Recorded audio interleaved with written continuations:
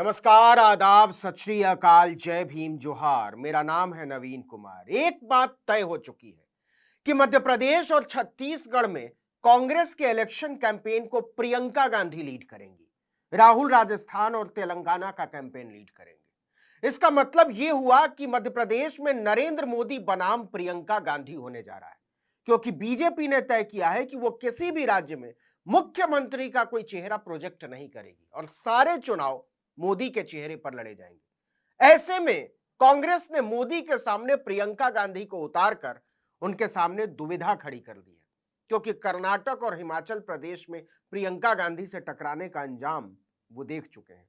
उन्होंने 5 गारंटी की बात की थी, हिमाचल प्रदेश में यही हुआ था। तो इस वीडियो में समझने की कोशिश करते हैं कि कैसे प्रियंका गांधी का प्रचार अभियान की बागडोर संभालना नरेंद्र मोदी के लिए खतरे की घंटी है और कैसे बीजेपी प्रियंका गांधी के पीछे पीछे भागती नजर आ रही है। तो सबसे पहले समझते हैं कि प्रियंका गांधी किस तरह से चुनाव अभियान को लीड करने जा रही है।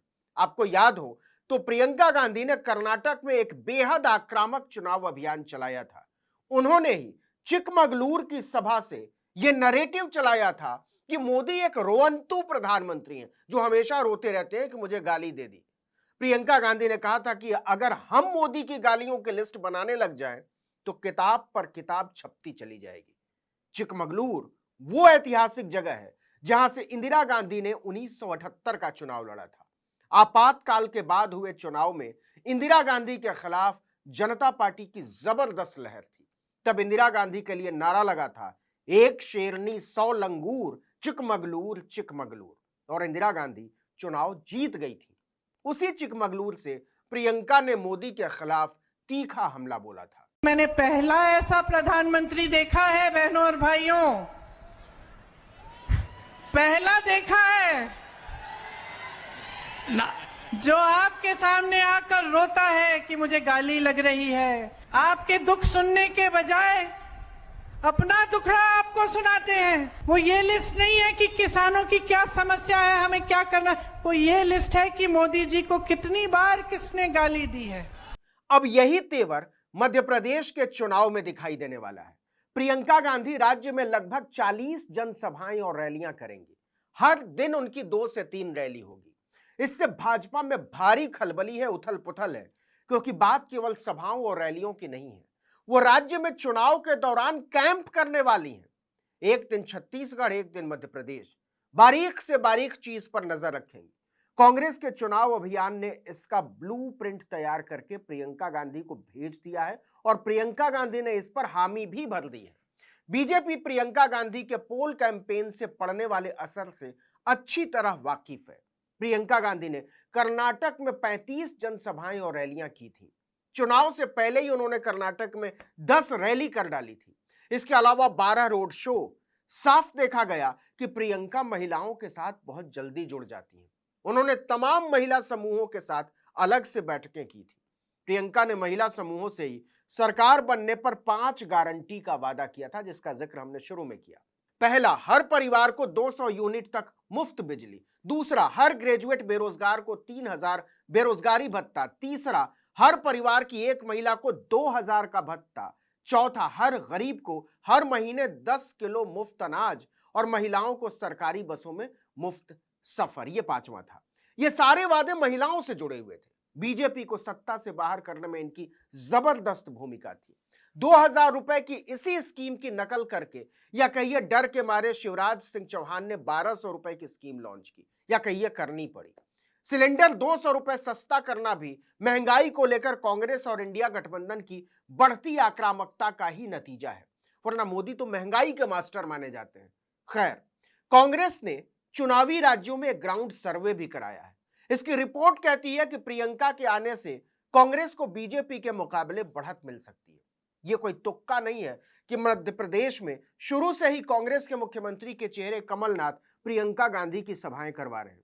12 जून को जबलपुर में उनकी एक भव्य सभा हुई। उन्होंने सभा से पहले नर्मदा आरती में हिस्सा लिया था। आपको बता दें कि 2018 के विधानसभा चुनाव में भी कांग्रेस ने जबलपुर से ही चुनावी अभियान की शुरुआत की थी। राहुल गांधी ने तब भी नर्मदा पूजन के बाद चुनावी सभा की थी। जबलपुर की सभा के बाद 21 जुलाई को प्रियंका गांधी ने ग्वालियर में जन आक्रोश रैली को संबोधित किया। इसका नतीजा यह हुआ कि अमित शाह को भी ग्वालियर जाना पड़ा कार्यकर्ता सम्मेलन के नाम पर। देखिए कि जानबूझकर प्रियंका गांधी की एक सभा महाकौशल संभाग में लगाई गई, तो दूसरी ग्वालियर चंबल संभाग में। आगे भी इस बात का पूरा ख्याल रखा जा रहा है कि मध्य प्रदेश के ज्यादातर हिस्सों में प्रियंका गांधी की सभाएं हो सके। प्रियंका की एक खासियत है, वो मोदी या बीजेपी के जाल में फंसे बगैर अपनी बात कहती हैं।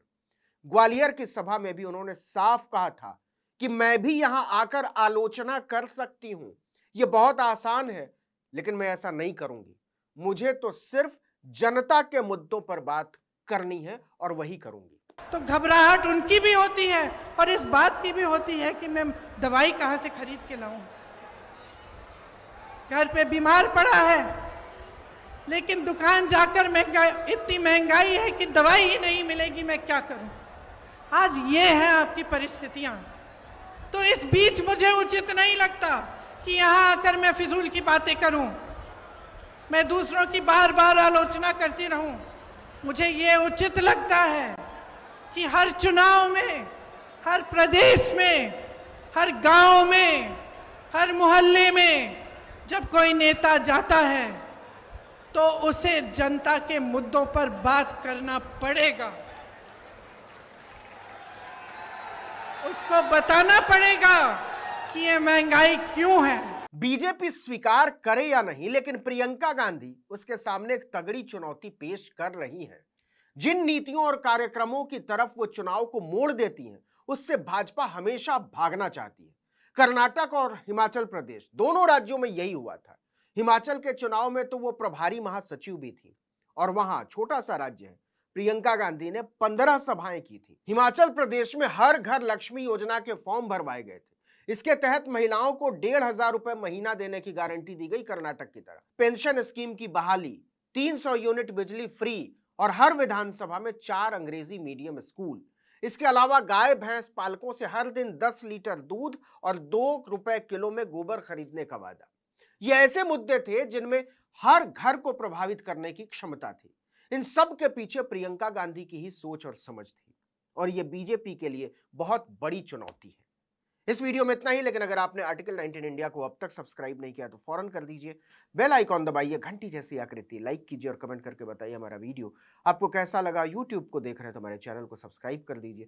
फेसबुक पर देख रहे हैं तो हमारे पेज को लाइक कीजिए। इंस्टाग्राम पर हमें फॉलो कीजिए और हमारा ट्विटर हैंडल है आर्टिकल 19_इंडिया और मेरा ट्विटर हैंडल है नवीन जर्नलिस्ट। आप मुझे भी फॉलो कर सकते हैं।